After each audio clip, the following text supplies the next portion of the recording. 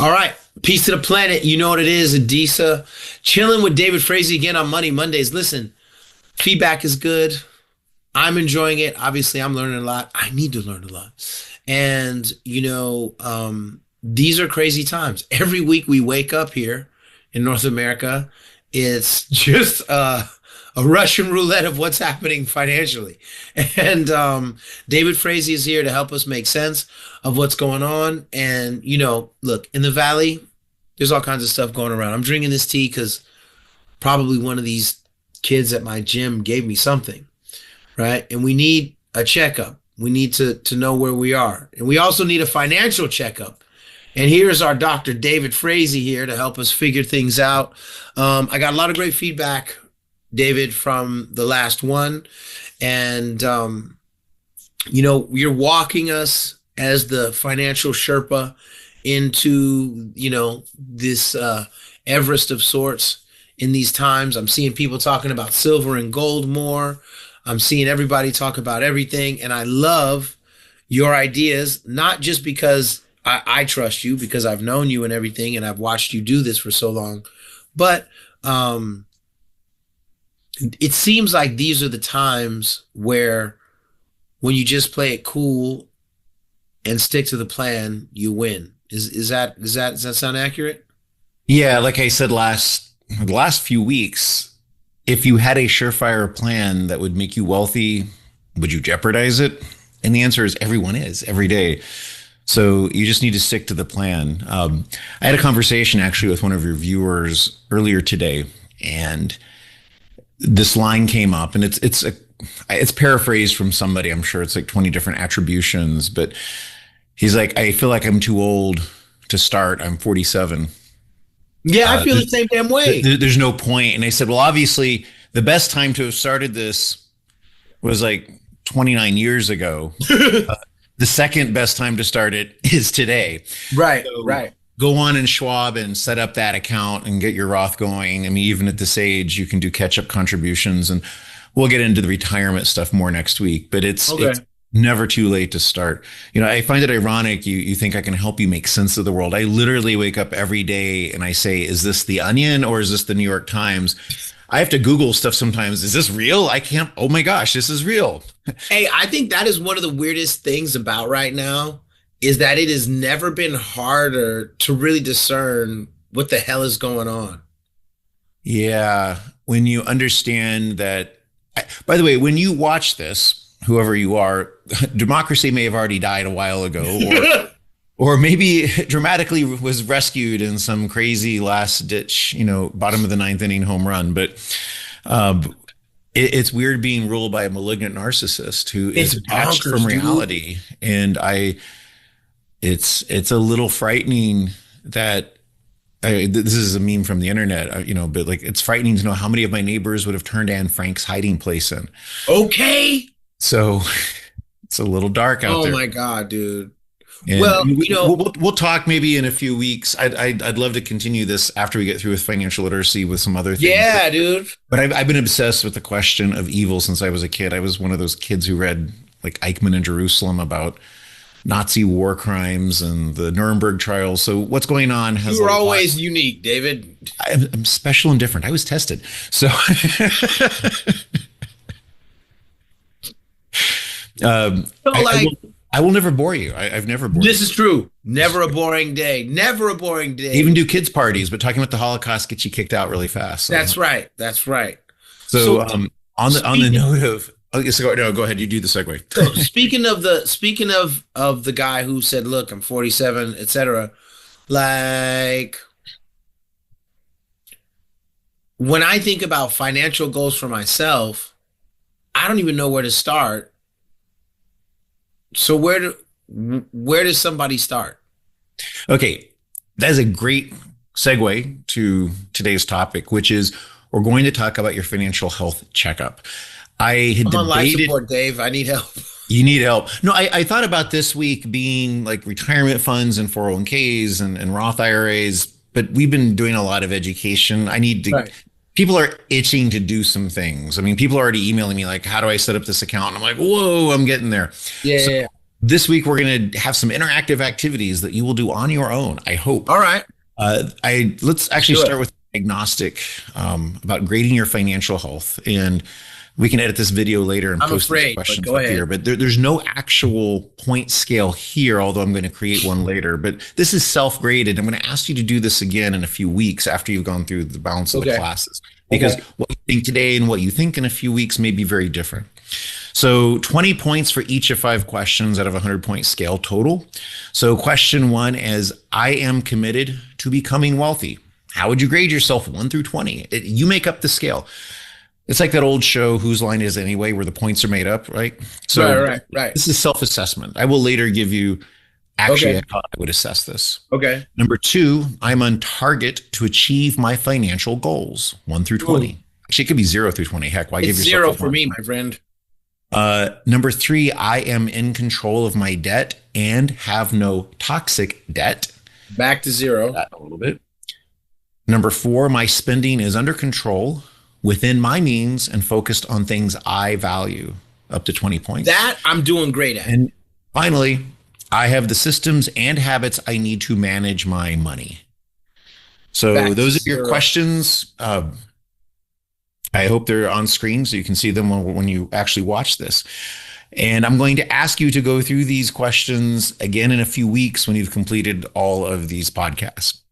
Okay. So as part of the financial health checkup, I want to give you some caveats. It really, I don't want to come across like I am depriving you of all happiness and joy and sucking everything worth living out of your soul. No more lattes That again, is huh? not my point here. Are you taking What burritos I'm on actually top of the doing is I want to lattes? make sure that you can say yes to what you want to without guilt.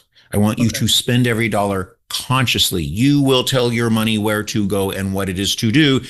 It doesn't do its thing. You tell it what to do. Okay. And if you're in serious trouble, the first rule of being in a hole club, stop digging. True. So Fair. we're going to figure out where you are. It doesn't matter where you are, $20,000 of debt, 100,000 in debt, 2 million in savings. We're going to stop, drop, roll. By the way, I thought I'd be on fire as a kid a lot more than I am as an adult, given how many fire Noted. rolls we did as a kid. Noted. So I want you to be clear-headed about where you are so you can create a plan. You cannot lie to yourself. You have a budget. You have a financial status, whether you think about it or not. Yeah. If the cancer is in your body, it doesn't care whether you're thinking about it. It's just there. There. So that's the purpose of the financial health checkup. And that's what we're going to talk about today. Okay. I can't really think about this, but lots of people do think about it. I hear them talking about it often. They're like, I want to retire early. You know what I mean? But I've been reading about FIRE. Is that a good thing to do? One of my friends was talking about it. I don't even really know what it means and how do we, like, I can't retire early. You know what I mean? But I want to start investing so that at least when I slow it down, I got something that's at least somewhat, sprouting and growing. Yeah. Well, let me answer that in 2 parts. One is the concept of setting goals. Right. And then the second is FIRE, what that is as a specific goal and some of the pros and cons. Because Okay. they're your goals, but I do have some thoughts watching lots of friends go through this. So the first place you should start is what actually is your goal? I mean, for most people, it's simply to live comfortably in retirement. They want to retire in order to do something, not do nothing. Right. You may have a goal to get out of a job you hate. You may want to retire early and travel. You may have medium-term goals, like you want that big, expensive, crazy wedding. You want to travel the world for 2 years with your kids. Your goals can be long-term, medium-term, short-term. They can be about a specific lifestyle or activities you want, but you need to set goals specifically. I suggest that when you set goals, have your long, medium, and short, and have a specific dollar number and target date that you're trying to achieve. And I'll give you That's examples. frightening. Why are you scaring me, David? I'll show you some sort of general rules you can follow. Like one's the rule of 25. If you need to live on $100,000 a year, you should have $2.5 million saved for retirement and just take 4% a year, which is 1/25th. Sounds scary, but these things are doable if you start early enough and if you can get enough socked away. By the way, a lot of this is easier if you make more money. When we finish the financial part, I'd like to talk to people about increasing earning power, like becoming a lifelong learner, being Right. entrepreneurial. So let's continue the discussion because I That's am what I got to do aware for sure. it's easier to make more money than to try and cut budgets, and we're not really Right. talking about that here. So I will recognize that for people who see that. So the goals generically, you should figure out what it is that you actually want and start working toward that. And I would not assume Social Security is going to be safe. Maybe it is, maybe it's not. But I don't believe it's even going to exist. I've never believed. yeah, so Now, here's one thing weird thing about me. On one end, yeah. I never thought Social Security was going to really exist. But on the other, I didn't really plan for what I was going to do about it. Yeah. By the way, you can go online and check what you've put into Social Security and what your payments would be at ages like 62, 67, Yeah. things like that. Like you can log into the US government site and look at that stuff. In any event, generically, people have goals. Most of them are as diffuse as I want to travel, I want to retire and have some comfort with a certain income level. Let me talk about FIRE specifically. So, what FIRE stands for is Financial Independence Retire Early, FIRE. And people who are proponents of FIRE are hyper aggressive about saving, like literally saving 50 to 75% of their income, investing as early as possible in their early 20s, just taking on as many jobs as possible in some cases and putting tons of money away using those compound interest formulas I've shown you before so they can retire in some cases in their early 30s. This is probably TMI, but there's like lean fire, fat fire, barista fire. Like, barista fires, you continue to work, say at Starbucks, just for the health insurance benefits, but you're not really working for income at that point. Whatever it is, it's your life. You set your goals. But here's some observations from watching friends who are really hyper about retiring early.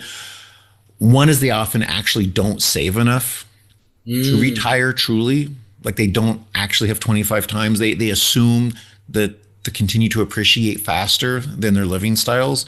And one thing that is very difficult is people's living styles tend to expand, not contract. It's hard to go back. It's really hard to go back. People don't account for emergencies and unplanned events.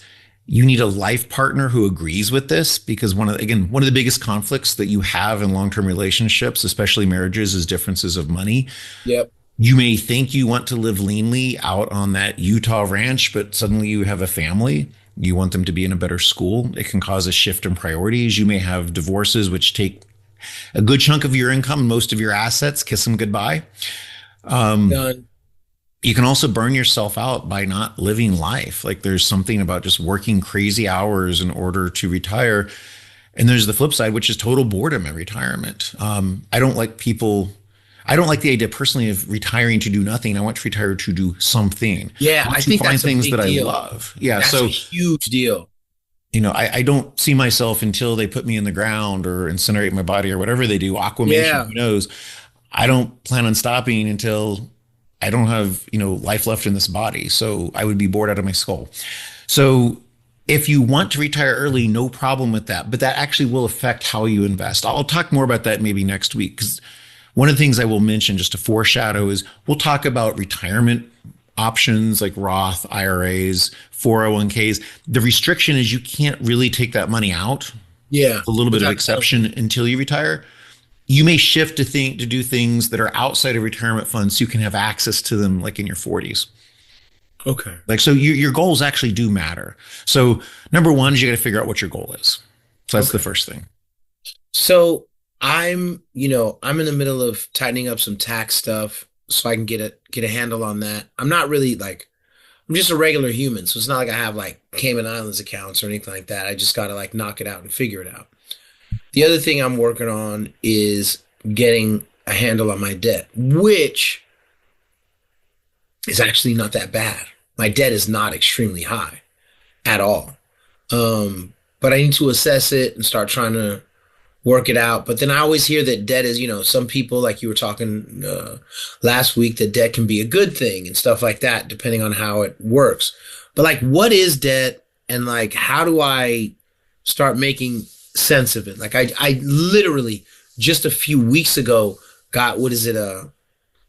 Experian or whatever. You know what I mean? You start kind of looking at all the little, right. I'm starting to see what I got. One of my friends a while ago said, you should always just challenge everything that you have first and just see if you can like argue some of it down just based off open challenging? Like what's your take on what debt is in terms of Yeah. understanding it and then what to do about it?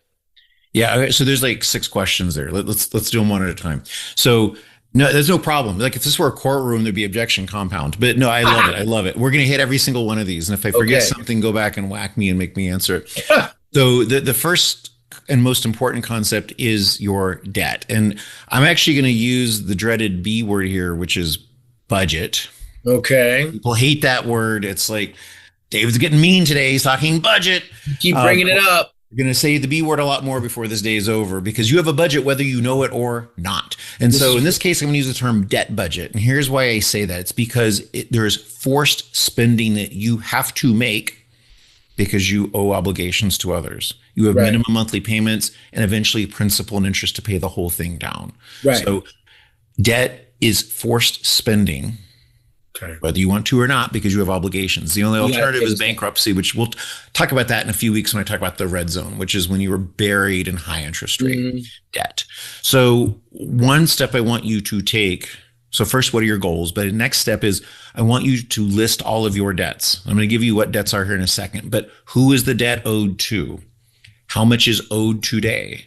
What is the interest rate? That is crucial, as we will see in a Right. little bit. And Right. what is the monthly payment as well as the minimum payment? Those are different things. Minimum is the bare minimum you can get away with. Monthly payment is what are you supposed to pay? And sometimes they're the same thing, but in some Right. cases they're not, which we'll get to. A debt, by the way, is just any money you have to repay. So a mortgage, student loans, even friends and family, if it's at 0%, you should still list it. Just list it Right. as a 0%, but that's still money you owe. Still money go, yeah. I'm a big believer in you pay people back. So Ah. I'm that guy. So don't. I told you, I think last week or 2 weeks ago, if you lend money to a friend or family member, never expect to see it. Just Don't consider be it that guy. gone. Yeah, don't be the person on the other side. Pay it back.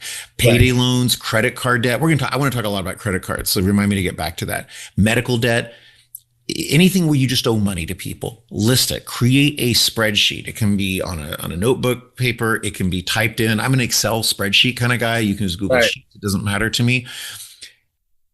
This is where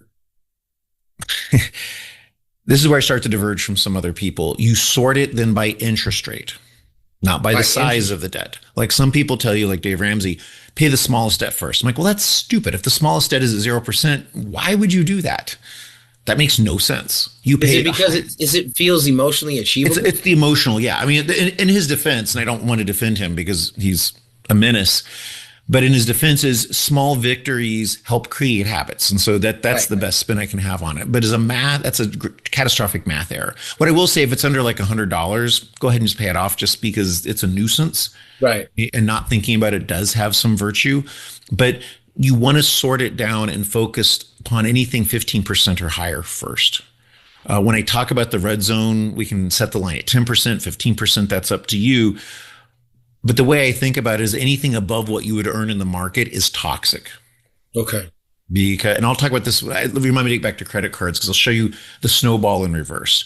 Okay. If you have debt under 5%, that can be worrisome, but is not as worrisome. Like if you have a mortgage at 3%, like a lot of people do, Right. don't pay that off early. That's insanity. Just invest your excess money in the market. You're making 11% to pay off 3%. I mean, that's Right. good math. That's really good math.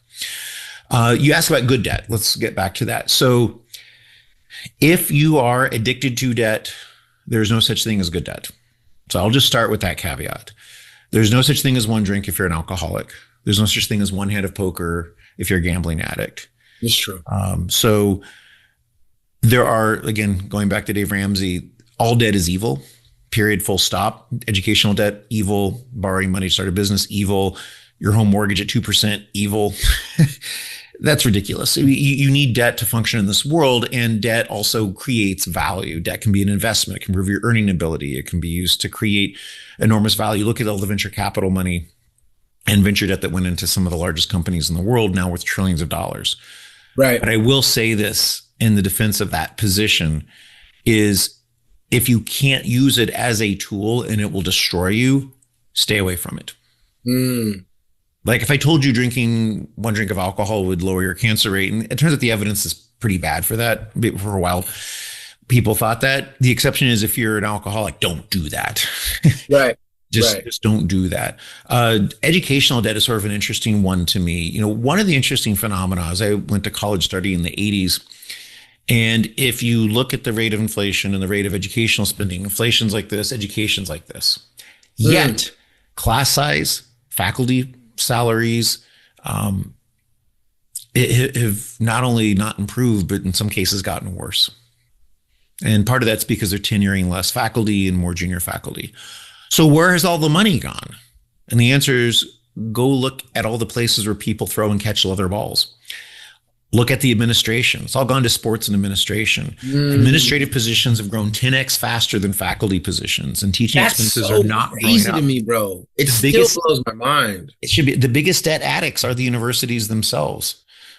Yeah, the universities themselves. I remember if it was here or another program where I mentioned recently that under the Obama administration, there actually was a proposal to require recipients of federal financial aid institutionally to make sure it went into teaching. And the teachers unions killed that baby in like 20 seconds. No way. Because those are big Democratic constituencies. So that lasted Yeah. like the ink was not dry before that got killed.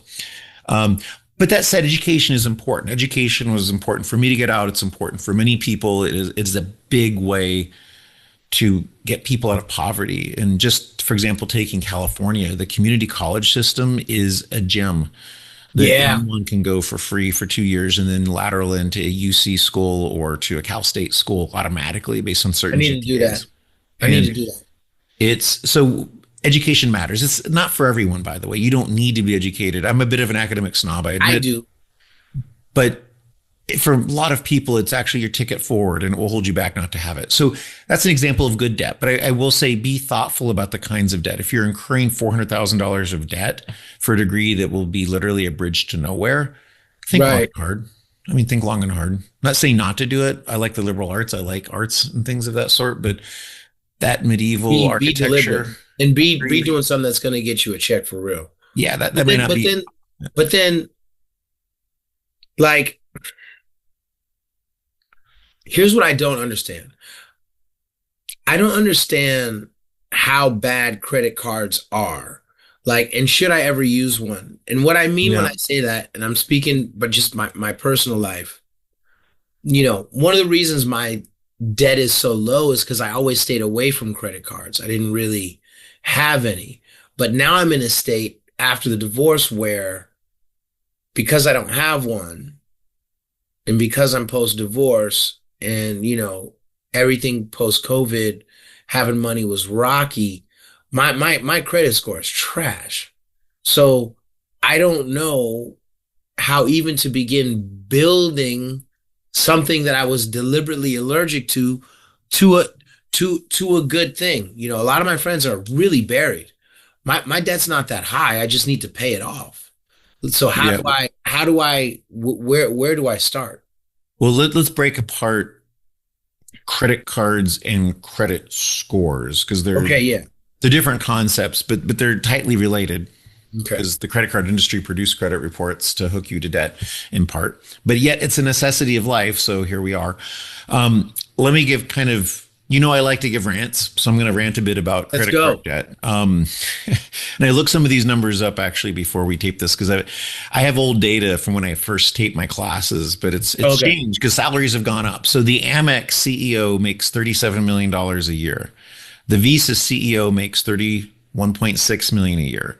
Wells Fargo CEO, $31 million a year. Bank of America CEO, $35 million a year. Let me talk about me for a second. I don't make that kind of money, by the way. I took over the last few years 12 business class flights to Europe and Asia, lie flat seats on like Lufthansa and ANA and United and major Singapore. These are like $12,000 seats. I paid $0. I use miles. I have miles from all my businesses I run on my credit cards. So like every time I use one of these babies, miles. Those were all free to me. That was like probably $200,000 of flights. Damn. So who paid for my tickets and who paid for these salaries? And the answer is everyone here who paid credit cards. If you had interest on your credit card, you paid for that. Credit card companies last year made $160 billion from interest paid by consumers. $160 billion. They made $17 billion from late fees, $13 billion from other fees, and $187 billion from merchant fees. That is what they charge the Damn. restaurants, and they pass that on to you.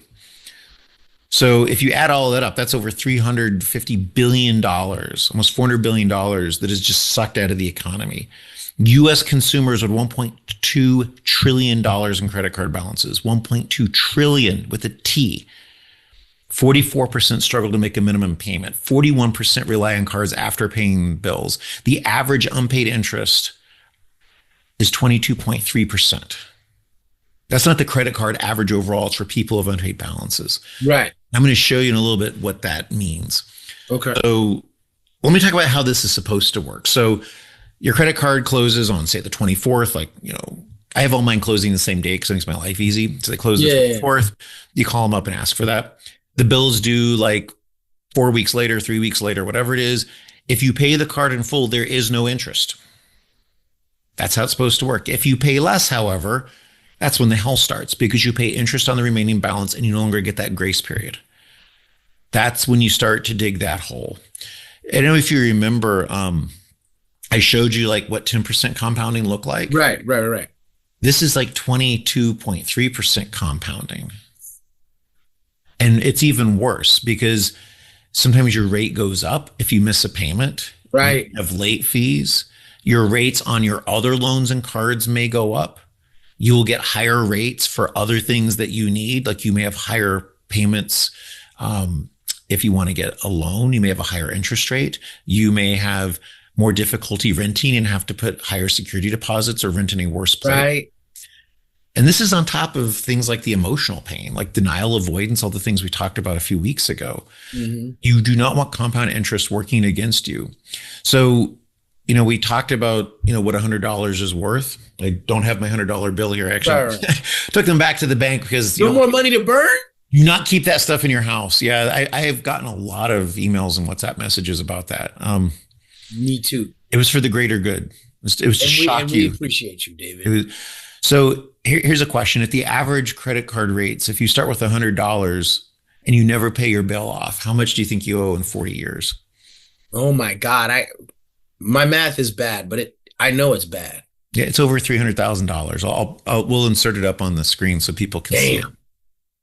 It's compounding so fast. Normally if you're investing in the market, you double like every, 6-7 years. This is doubling like triple that frequency. It's crazy what this does. So if I owe what I owe, people keep telling me to get a card to start getting my credit up again. Yeah, no, we're getting there. But I want to talk about this as a form of, first of all, we're going to do two things. And this may sound contradictory. First, I want to talk about uncontrolled growth. In biology, we call this cancer. Right. Credit cards, if you don't pay them, are a form of cancer. They're financial cancer, literally. They are financial cancer. They will kill you financially. There is no way out once you get to a certain point. You can't catch up. Absent some extraordinary windfall, like a huge inheritance, your only option for most people is bankruptcy. Like they will kill you. But there are reasons to use a credit card. And let me talk about some of the pros. Because I use credit cards all the time. And I get to travel business class. I get all sorts of benefits from them. So, by the way, if you don't want one, don't do this. But let me tell you like some of the reasons. So you can get rewards. You are able to download and track spending. So I can't really track cash. I just have too many things going down. So I just download my spreadsheets. I did this a few days ago for my taxes for last year.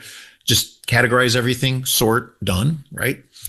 I can challenge and dispute charges if someone doesn't deliver what they're supposed to. I can get extended warranties and protections if something breaks after the warranty period. I can get reimbursement for some services, like they'll pay for my TSA pre-check. They'll pay, certain subscriptions I get digitally. Yeah, it depends on the cards you get. I get automatic upgrade status in certain hotel chains and airlines. Car rental insurance is automatic. So they trick you with a lot of benefits. And if you pay it off every month, there's a pretty good deal. It's a pretty good deal. If and only if you can pay it off every month. If and only if you pay it off every single month. Otherwise, this is not worth it. You'd be better off just paying for these things on your own. Right. You'd be really better off paying on your own. Um, if you're trying to get into the credit card market, especially if you're younger, if you go to NerdWallet or Bankrate, they analyze cards. I like NerdWallet a little bit better, but Bankrate's also fairly reputable. Don't get a card with a fee unless you have a specific reason for doing so. Like some of my business cards do have fees, but the math of it for me makes sense. And I've done that spreadsheet analysis. Unless you've done that, don't do that.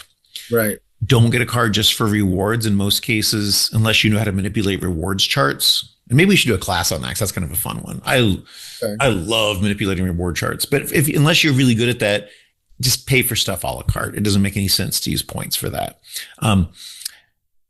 Spend it like it's cash. I mean, remember I told you like I had the poker chips. Like Right. the farther you get from real money, the less real it is. Treat it like cash. Like get into the habit of saying this cost me $187. This cost me $29. Don't just hit the 18% button, click sign with your finger and go boom. Take time and actually say to your brain what is happening. Be conscious of the money that's being spent. And I may not have mentioned it yet enough, but pay it off every month. I may have said that. Yeah. So hold on though.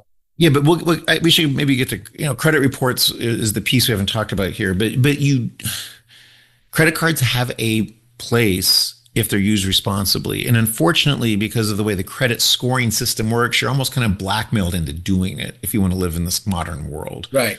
So that's really the problem is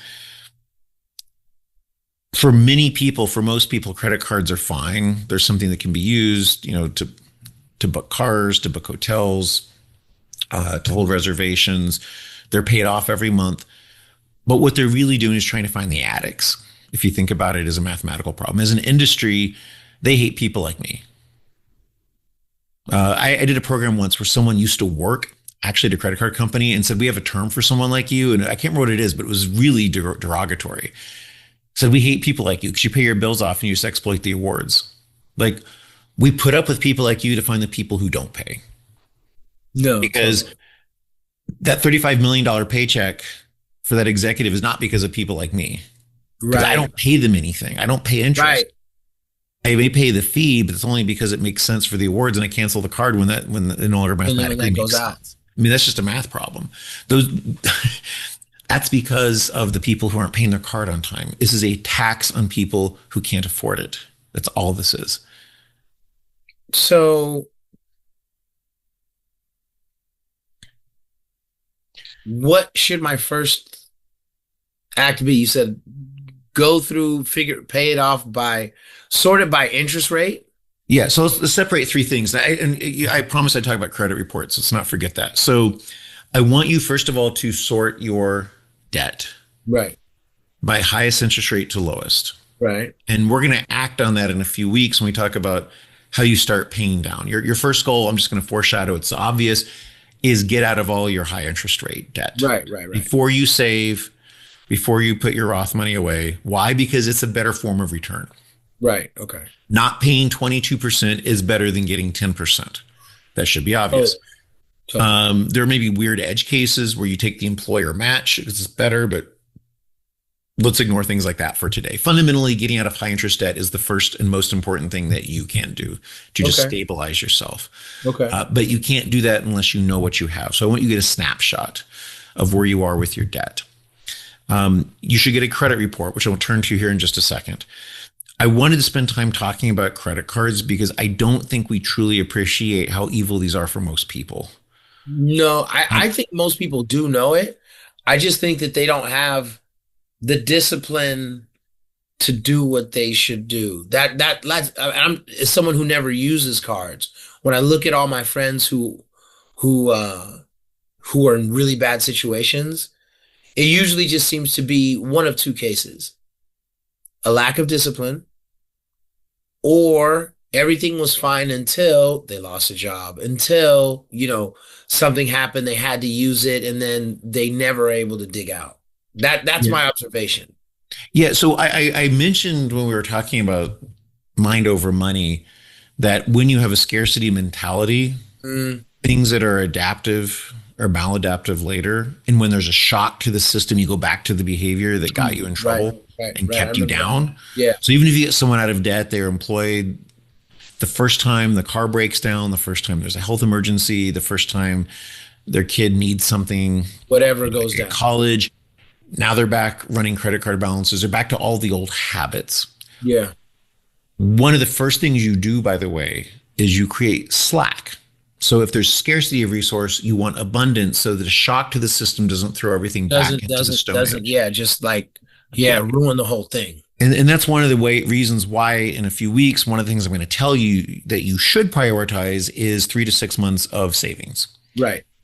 which sounds like it's wasteful because like, why would I do that? That's earning only 3.8% interest in a high yield savings account. I should have that in the market. The reason you do that is that prevents shocks to the system. There is a place that absorbs hits so that You know, it doesn't upset your whole system. to your point, I actually know a friend, have a friend who just did that very thing. And then a couple months ago when things got weird, they ended up losing their gig, but they were able to use that savings to navigate these times, got a new gig, and have already calculated after X amount of months, they'll have put that money back and they'll be, you know what I mean? And that's exactly what they should have done. That's what it's there for. That's And exactly what they should have done, because if they hadn't, they'd be stuck in a death spiral. they'd be of debt. done, man. They'd be done. And if you have like, this is getting ahead a few weeks, but if you have an unreliable job, maybe you save more like a year. Yeah. If you have someone to fall back on, like say you're from a wealthy family, maybe keep it to just a few weeks or a month, or maybe you don't But bother at have all. it though. But your job is don't let yourself get shocked back into bad habits. I like Because that. That's really real. we're going to create, we're not here yet, but we're going to create plumbing that diverts money. Like I said, it comes in on the first, it goes to all these things, debt repayment, emergency fund, savings, blah, blah, blah, all the things you want. And you spend what's left. And we're going to get into budgeting a bit more. Shocks to the system upset that. So you need to insulate that from shocks or everything is thrown upside down. Truly. So a while ago, because I've had a weird fun life. Not gonna lie. I haven't been the richest person in terms of actual cash, but I've had a fun life. And so a year or two ago, somebody came up to me and they were like, "You didn't tell me you were rich." And I was like, "What are you talking about?" And so somewhere online it said that my net worth was nowhere near what it really is. Yeah. And I was like, "That's not real. Like I'm telling you, it's not real." But it made me think in recent days, like, how do I assess my own net worth? Like, I don't have much, but Yeah. So should we hit credit report or do net worth and come let's back? do credit report. No, Yes. you've asked about it twice, and I'm not. Yeah, blowing you no. off. Again, I still don't know what's up. Yeah, well, Other than I just went to Equifax or whatever, and yeah. No, net worth actually is I do want you to do because it's part of understanding your health. So, Okay. we've talked about your goals, your debt budget, the evils of credit cards because you should know that. It's an aside but important. You should pull a credit report. So a credit report is a number up to 850 that reflects your credit history and utilization. It does not reflect your net worth. It does not reflect cash on hand. It does not reflect money in checking accounts. It doesn't reflect what you have saved. It's how you are using credit. So if you are someone that thinks credit is immoral and evil, you may have no credit score, which Right. sounds noble until you try and live in the real world because a credit Right, score you're is right. incredibly useful. It is hard to get employment. It is hard to rent. It is hard to get a mortgage. It is Right. hard to do anything if you don't have a credit score. So there's what's abstractly cool, and then there's the reality that we all live in. By the way, you can get free credit reports at annualcreditreport.com. There's other sites. Make sure they're actually free and you're not paying Right. for that. I'll talk about your question about disputing, but your goal should be to be above 740 if possible. If you had a shock to the system like a bankruptcy or some unpaid cards or a divorce where you got really behind, this will repair over time, meaning that it will grow up as you tend to pay and things expire because they go off after a certain number of years. Like 30% of your score is how much you owe, 35% your payment history, 10% is whether you've been pulling new credit lately. You know, the mix of different kinds of credit, how long you've had your longest card. One of the weird things I did is I added my kids to my credit card, just so they would have it in college. I had that credit card in one case before either of them was born. So their credit history is longer than they've been alive. Like literally, you know, one trick I'll just say to people is if you have perfect credit on a card like that, you can add someone, report their social security number and address. It used to be you would send a letter to like, you know, Chase Bank or whoever it was who issued the card, said, please report, you know, child number X, credit, you know, social security Y, born on this date on this card to the credit bureaus, and they would start reporting them. And so he would show up, you know, with like an 800 credit score and he's like 18. That's cool. So that's the wealthy manipulate the system. I just showed you one of the 1,000 tricks, but in any event, that shows you also how corrupt and stupid it is because, you know, he's just an 18-year-old kid. What the hell? He doesn't have 29 years of credit history. You know, but it matters. Like if you have a 760 score on, you know, I do calculations when I taught this class that showed on a 30-year mortgage, that's $300,000, you may pay $338,000 in interest. If you have a 635 score, not even, you know, 100 points less, you may pay $452,000 in interest. I mean, that's $114,000 of difference. I mean, they do matter. Credit scores matter. So here's some practical suggestions. So get your report annually and review it. Make sure it's correct. If there is negative information, make sure it is correct or dispute it. By the way, I have no issue with the strategy your friend recommends, which is challenge everything. They have to document it or it goes off. Right. So some people just don't get around to it and don't care. So it has a challenge all of it just to. It has a non-zero chance of working, but in theory, it's going to stay as long as they're moderately competent. But what the heck? Go ahead and try it. Credit reports often contain like serious errors enough to result in adverse decisions. I remember when I tried to get a mortgage on my first house, my dad's bankruptcy from when I was, what is third grade? Like 8 years old? When I was 8 years old was on it. We have the same name. You know, his first name's David too. And I was like, hey, that was like 1978. I was a kid that, you know, I mean, that wasn't me. Not me. And eventually we got it sorted out, but it slowed us down and I almost lost the house over it. So if you're going to do something major, like go look at getting a mortgage, pull your credit first. Look at these things. Most credit card companies and banks today allow you to look at your score, just the click of a button once a month. Do that and go through and look at everything. Fix anything that you think is wrong. Do not pay credit repair or fixing services. You can challenge anything on your own simply by reading the directions. Write to this address, say that this is incorrect. Most of it you can do online. Right. Like, why do you dispute this? Upload any evidence if you have evidence, you know, whatever it is. The biggest thing you can do if you want it removed is actually talk to the company that placed it there in the first place, because they have the power to remove it. And sometimes you get a real human. Not to go super TMI, but when I divorced my first wife, she had, as I mentioned, you know, taken out cards that had over $300,000 under my name. And, you know, family law courts don't really care. They don't. It's just like, you're a dude. Sorry.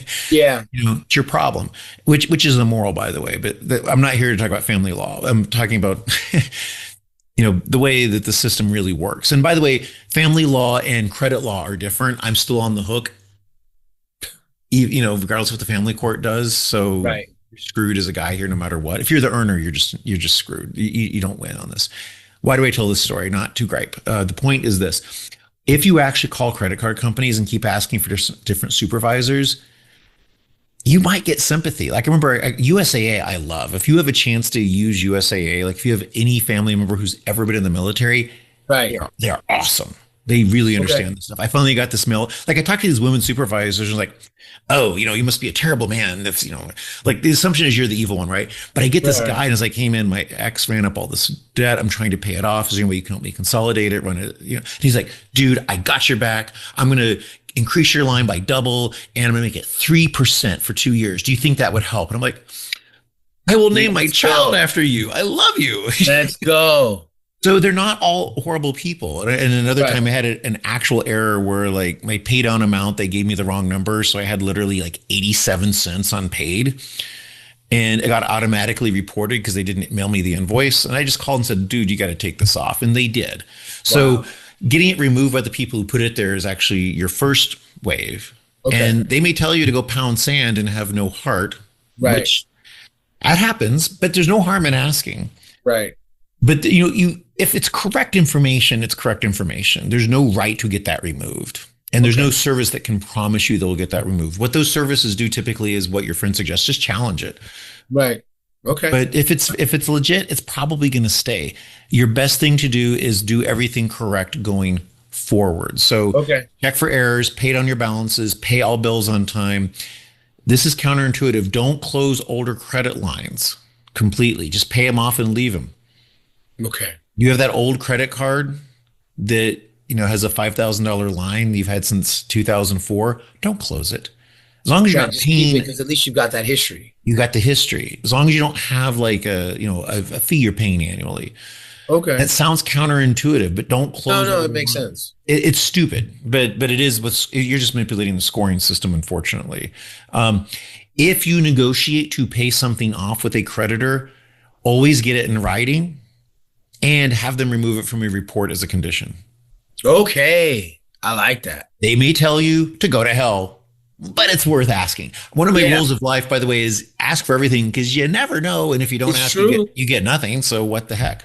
Yeah. I like that. If I agree to pay this, you will not report me to the credit agency and you have it in writing. And you But then still though, how do I figure out my own net worth? okay, we're getting there. By the way, I also should mention you can freeze your credit report, like if you're about someone stealing identity. So we can do a whole thing on credit scores and credit reports. Just check it, make sure it's right. Just pay your stuff. Right. So net worth is a little different. Net worth has nothing to do with credit scores. You could be worth $40 million and have a terrible credit score. You could be Right. worth negative $1 million and have a perfect credit score. Believe I it or got not. you. Or close to it because you're able to manage debt. It merely predicts your ability to pay off some debt instrument like a card or a mortgage. Okay. It predicts default rates. That's all it does. It does not talk about your worth.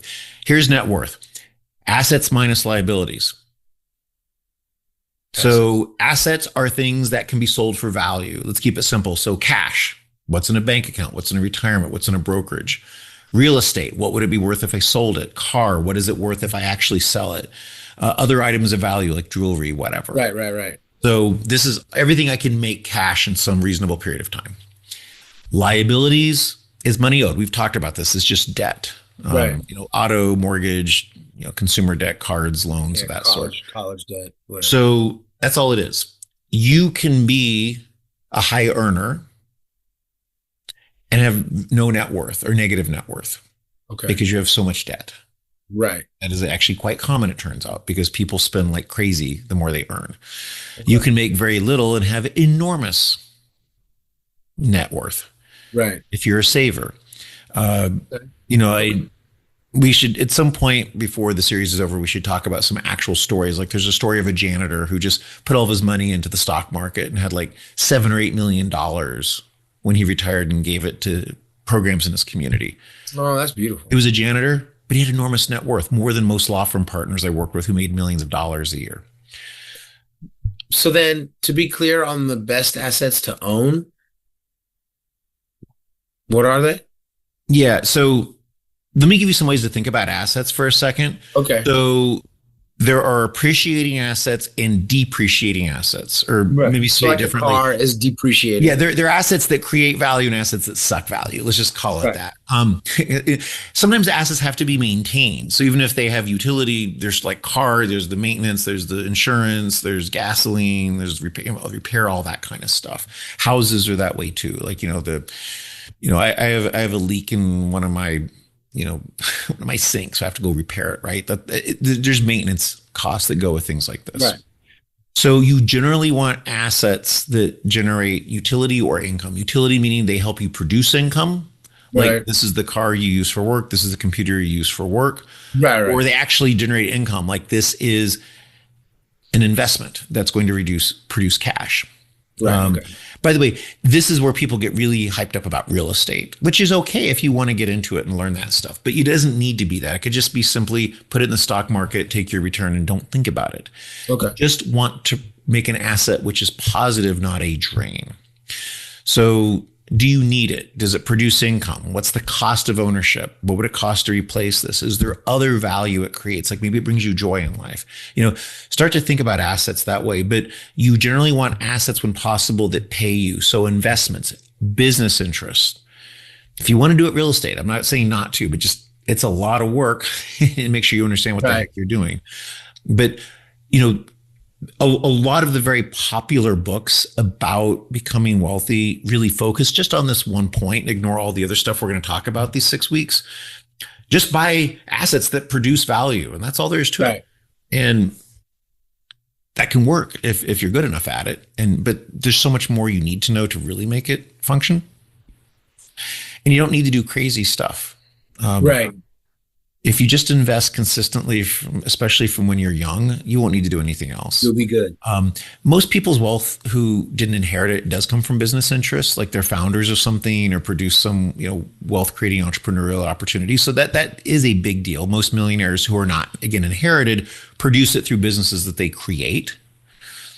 So that's important, which is why I do want to spend time maybe in the future talking about that with the listeners about how do you actually put your entrepreneurial vision. But just think about, is this asset costing me money or producing money? Right. If it's costing me money, is it worth it? Does it bring joy? Does it bring utility? Is it something important that I want to have? So, earlier, you were talking about how people have a budget whether they realize it or not. Yeah. But then how do people start to assess what their budget is? Yeah. So the next step is you need to get a handle on all your spending. So we talk about a debt budget, which is a very specific kind of spending, this is forced payments to pay something back. Generally, we're going to divide it in necessities, wants, and savings. But before I do that, let me talk about why budgeting fails. People hate the B word. Like I mentioned that, people's eyes glaze over, they just shut down. They're like, I don't want to think about this. This is stupid. If I just don't do it, it doesn't exist. A budget exists whether you know it or not. You're spending whether you track it or not. Budgets fail because we omit things. We lie to ourselves. We say, oh, this is a one-off. It's not really part of what I spend. We continue to buy things we don't need. And we give reasons for it. This is a treat. This is a present.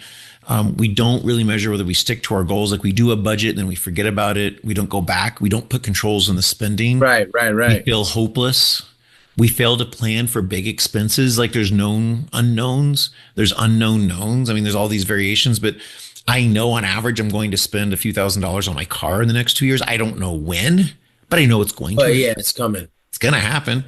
So that's something you can plan for and budget for. And we're just not conscious of the spending. Like we spend without realizing what it is. Kind of like eating, huh? Just eating recklessly, not really thinking about your actual diet as opposed whatever's happening. Yeah, it's whatever's in front of you. So the next exercise I want you to do is to do a historical budget of your spending for the last 3 months. Okay. And here's how I'm going to break. And these are typical categories. So there's nothing shocking about what I'm going to propose. So first category is necessities, your rent or mortgage payment, your car payments, and projected repairs. Like go look at your previous 2-year history and just chop it in 12-month increments. Okay. That's what it is monthly. Groceries, not eating out. That's different. But groceries, right. By the way, it's my kids were here recently, and one of them looks in their fridge full of food and says, "There's no food here. There's just ingredients." I like that. There's no food. It's just ingredients. Insurance and healthcare, your minimum debt payments, because you have to at least meet that. Right. And that's different from paying down on an accelerated basis, which is more discretionary. So I'm going to divide it in that way, which may sound weird.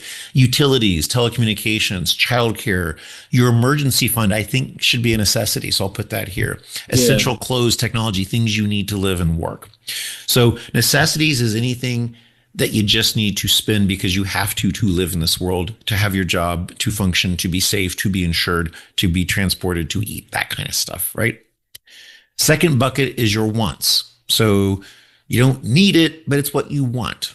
I'm not saying you shouldn't do this, but you should at least be honest what it is. So eating out instead of cooking, entertainment, movies, sports, concerts, clubs. Yeah, like I have some friends of one of my kids who, I mean, God, one of her friends like must spend $30,000 a year on going to raves and clubs, and she works all these jobs to do it, but she has literally no savings. She lives in this horrible place. I mean, it's like that's a trade she's making. If that's a trade you want to make, that's going to be fine. But I want you to be conscious of it and choose that your dollars go there.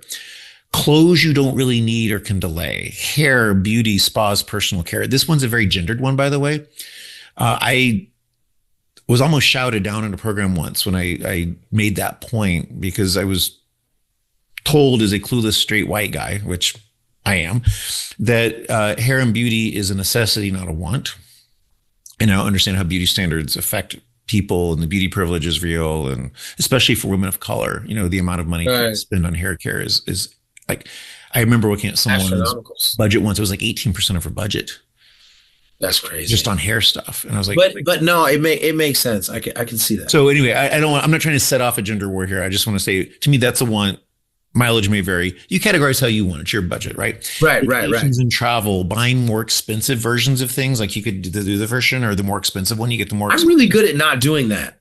Yeah. I mean, I live pretty simply, man.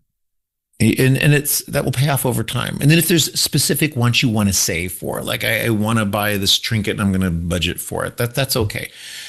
And the third category is savings and investments, which is paying off debt beyond the minimum payments, your emergency fund, your retirement investments, and your wealth building investments, which are the ones outside of the retirement. That doesn't make sense because I haven't gotten to the orange. No, it does though. I think I get it. Yeah, like once you maxed out your retirement stuff, like the stuff you're just doing to build generational wealth. So again, your three buckets: necessities, wants, savings, and investments. So I want you to track everything. So if you spend everything on credit card, pull all your statements, download them in Excel format. If you don't know how to use Excel, there's tons of stuff on video showing you how to do this. Right. Download them. Sort them by what they are. You put a column that says necessity, whatever, and then put clothing, whatever. Right. Hit that sort button. It all sorts. You can paste all those into one master spreadsheet, download your bank account, all your credit card statements. If you have other digital wallet you use. If you spend cash, you're going to miss some stuff inevitably. But I want you to get a snapshot of where you are today. By the way, there's apps that do this. One of my kids' friends swears by YNAB, YNAB. I don't know how you pronounce it. What's it called? YNAB. Okay. It stands for something I don't remember. I'm not endorsing it. I just have had someone rave about it. That's what they use. Pen and paper is fine as long as you list every dollar. Your goal is to consciously choose where every dollar goes. You're going to give it orders. I talked about my grandparents having an envelope system. This was I remember. Yeah, it was a fairly common technique. Dave Ramsey teaches it. It wasn't original to him. Like people have been doing this like since forever. But this was the envelope for playtime. This was the envelope for groceries. This was the envelope, for rent. And you budget every month when the pay came in. You put it in the envelopes, and when the envelope was done, you were done. It's it's zero budgeting. Damn it! So you're my damn phone. Hold on. This is what I want to think about though. Like, I'm seeing what you're saying. All that makes sense. But is there anything else that I should be considering? Yeah, well, the answer is yes, but today's diagnostic day. So let me tell you what we are doing, what we're not doing. So I want you to just assess where you are. This is a snapshot in time. I'm going to tell you what you should affirmatively be doing in the next few weeks, which is, okay, now that you have your goals, now that you know your debt budget, and what zone you're in. Now that you know what you're really spending money on, we're going to prioritize that, control it, automate it for the goals you want to achieve. And just to foreshadow, it's going to be get out of the red zone first, which is high interest debt. Right. Once you're out of high interest debt hell, build that savings. And arguably, you should be doing an emergency fund even while you're paying high interest debt down. I go back and forth on that. Maybe it's 50-50. I can be persuaded either way. I'm just such a vicious, hater of high interest debt. Like I want that paid. No, it makes sense. But you can do it any way you want. And there's psychological reasons why having that fund actually matters. So I'm cool with that if you want to pay some of that down first or start saving for that. Start taking the employer match, start your Roth IRA, start the 401k. Once you sort of get those things maxed, start doing outside investments that are going to help you in life for build real wealth. So we're going to start directing these dollars, not just to budget, but to things like investment. But you got to do it, in my view, in the order of what's going to give you the greatest return and what's going to achieve the goals you want. And by the way, if you want to do that $30,000 wedding, your plan is going to be very different than someone who doesn't. If you want that house down payment, your plan will be different than someone who does not. If you want to retire early, your plan will be different. So this is not a one size fits all thing. But so what about people who are like self-employed? Like in California, there's a lot of those people. Yeah. So there's what I want to talk about there. We should do a whole class on this, but here's some things I'll just mention about business owners. First of all, the tax code is incredibly, unconscionably, unbelievably skewed toward business ownership. Okay. Like, incredibly so. Okay. And if you ever run your own business and start thinking long and hard about what is completely legal and proper to deduct and how you treat certain things taxably, it's a boondoggle. Like I almost can't believe sometimes, like I don't cheat on my taxes. I pay what I'm supposed to. I apply. I just like add the numbers up, whatever it says, type it in, don't question it. Right. I'm amazed at what the tax code allows for business owners. It's crazy. And we can go through some specific So should people start LLCs then just to do it? Only if it mathematically makes sense. Okay. I mean, having a business for this, pretending to have a business is not a smart move. If I think that's dumb. Yeah, I'm not talking about like pretending. I'm saying, well, that's like the optimal setup question, right? Is most people just do them as sole proprietorships. So they do what's called a Schedule C. This, by the way, if you're not a U.S. national filing U.S. tax returns, these terms don't make any sense to you. So basically, you can be a self-proprietor and report it on your just regular personal income tax statement, or you can have a separate tax return for the business. If it's a real business producing real income, you're generally going to be better off treating it separately. So it needs to be set up as an LLC. Typically, I'm going to be really fast here because this is a whole like 2-hour program, but you're typically going to be an LLC with what's called an S corporation election, unless you want to get like venture money, in which case you're a C corporation. If those terms don't make sense, don't worry about it. You don't need, if you're not a business owner, you can go check your Instagram right now. It's cool. And the reason for that is you want to reduce your self-employment taxes. Right. Just to make it easy. For example, if you make $200,000 as working for yourself, you are your own employer and your own employee. You're both. Got it. If you get like, for example, if you get a W-2 working for somebody, you see 7.65% reduced from your pay for unemployment tax, retirement taxes, FICA, Social Security, all these things. The employer also pays that, but you don't see it. Okay. So 15.3% is being paid for you, half by the employer. It's invisible. Right. I got you. If you make $200,000 yourself, you pay both sides because you're both the employer and the employee. Right. Okay. So that means you're losing 15%, not 7%. That's a lot. So one of the goals here, just to finish out this story, is if you set your business up correctly and say, I'm making $100,000 salary and $100,000 dividend. It's not salary, it's a dividend. Right. I'm only paying the 15% on 100,000, not on 200,000. So I've saved $15,000 in taxes. That's a lot. I still pay employment tax, or I'm sorry, income tax is what I meant to say. Right. But the self-employment part's only on the part which is employment. Okay. So you can manipulate that as long as it's reasonable and standard within the industry. if you document your business expenses, you can deduct things as long as they're proper and legal. Yeah. So, like keep separate business accounts. If you have a regular income, keep a buffer for that. But if you own your own business, there is almost no end to what you can legally properly do if you set it up correctly, obey the rules, make sure you're audit proof. Yeah. It's just crazy. And we should do a whole program on that in the future. Okay. We've talked about a bunch of stuff. I should mention what we're not talking about. Like if you're really doing a checkup and you want to do it thoroughly, you should do a review of your insurance. Like, do you have the right life insurance? Is your home insurance too much or too little? Is your car insurance right? Just happy with that for now. You should make sure your will and estate is up to date. I'm kind of bad about that. Like they get canceled in divorces by court orders. I got to redo one. And it's like, so I'm not a role model, but I'm admitting that. So have you done that?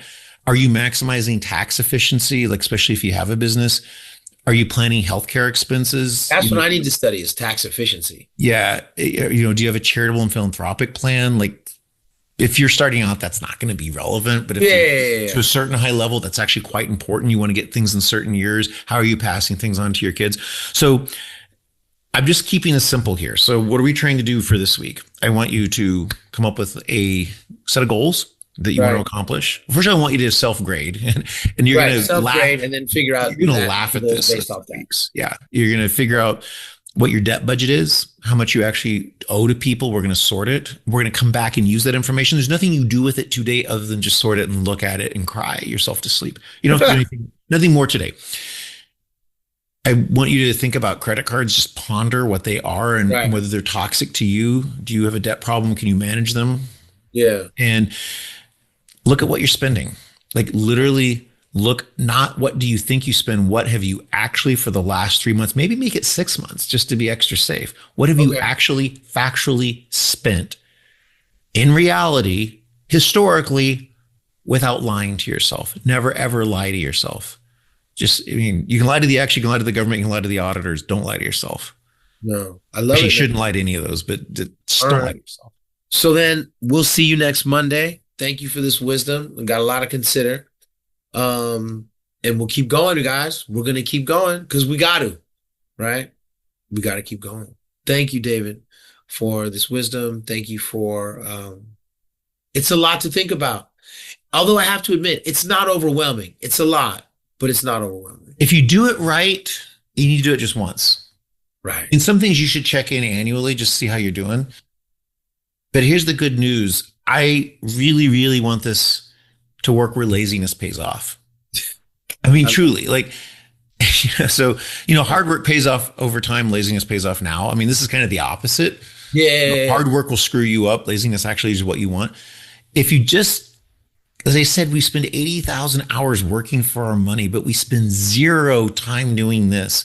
Just give me these hours, suffer these 6 weeks, have your Stockholm syndrome, see me in your nightmares, whatever you got to do to get through it. Take the therapy sessions. Right. I mean, I'm going to, but if you just do these things once, set up your plan, become conscious of your spending, do the things I'm about to recommend in terms of automation, this largely starts to manage itself. You have to adjust it every so often. Totally makes sense. Yeah. And I'll show you the lazy ways to invest, like the target index fund. Just once you're done. I mean, set it up, go. I really want this to be something that's workable. You have been given your assignment. Jump on it. I got to jump on mine. And we're going to see you next week on Bishop Chronicles on Money Mondays. Thank you, David. Next Monday. All right, dude.